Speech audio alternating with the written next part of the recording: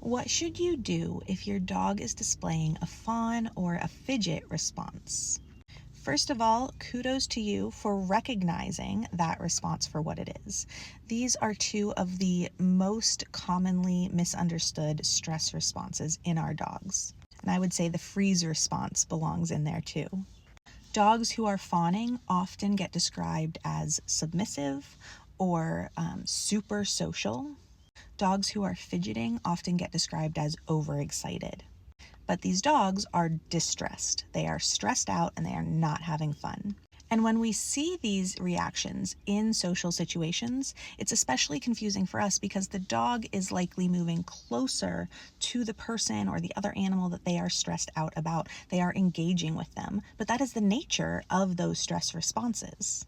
It doesn't mean that the dog is comfortable having a positive experience or wants to be that close.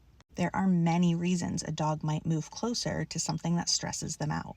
Think about if you heard a noise downstairs in the middle of the night and you went to investigate. You're not feeling great about that. You're not having a fun time. This is not a positive learning experience for you. And in fact, if your survival brain acts before your thinking brain does, you might take a swing at someone who also lives in your house and is supposed to be there. So what should we do for our dogs in those situations? We should help them move away.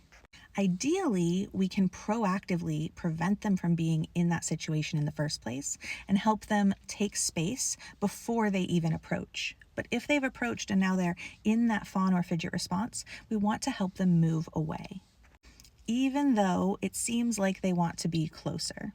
If we've identified that this is a fidget or a fawn response, they do not actually want to be that close. How easily they move away in that situation is going to depend on how stressed they are. The more distressed they become, the less they are going to process information, like you calling their name, the less online their digestive system is going to be, and so their interest in food is going down. And that's why it can be really helpful to be proactive and intervene earlier, ideally even before the stress starts, setting them up for success. And by success, I mean a sense of safety.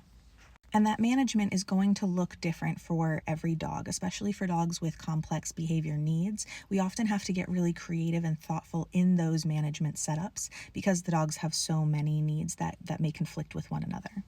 But we want to help them take space in the same way we would if we saw them running away, flight, or if we saw them behaving aggressively, growling, snapping, that type of thing. Those situations, I think it feels much more intuitive and obvious for us a lot of the time to help the dog take space, but we want to do the same in fawn and fidget and freeze for what it's worth.